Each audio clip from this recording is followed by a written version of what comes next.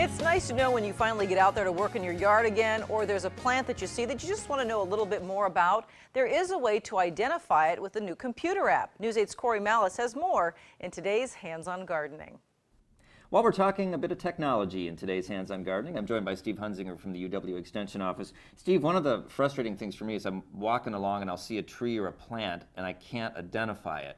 Well, it turns out now we've got an app for that. That's right. The UW Institute for Biology Education put together, at least for the woody plants and shrubs right now, a key that's very self-guiding as we go through it. It's simple once we get it downloaded to just click on the Start key, and it really gives us a nice feature. We have a couple different questions or options each screen that we move through. So, for example, we may start with the leaves or needles, or is it a broadleaf tree that we have. Once we select that, it's going to ask us, is it a shrub or a tree? We can select on that.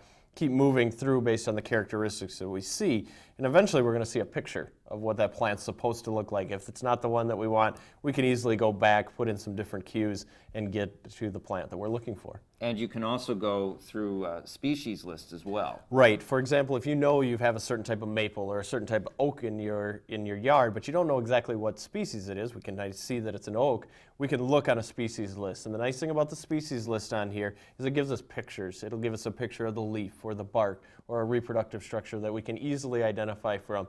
So we might know a little bit about it, but we want to know a little more, and those are some nice features to look at. Okay, now it's a free app, but it's only available on the iPhone or iPad, but we did find an app for the Android, which comes from Virginia Tech, which is a really good one as well. Exactly, because the nice thing about that one is it's going to cover the whole U.S., so we've got a broader list, and we can make it specific to look for what we might find here in Wisconsin. Alrighty, thanks much, Steve. A little technology for the garden. That is today's Hands-on Gardening.